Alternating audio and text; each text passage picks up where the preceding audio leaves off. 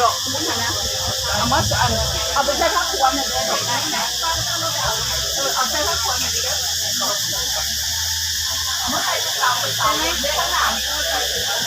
อะไรนะเก่า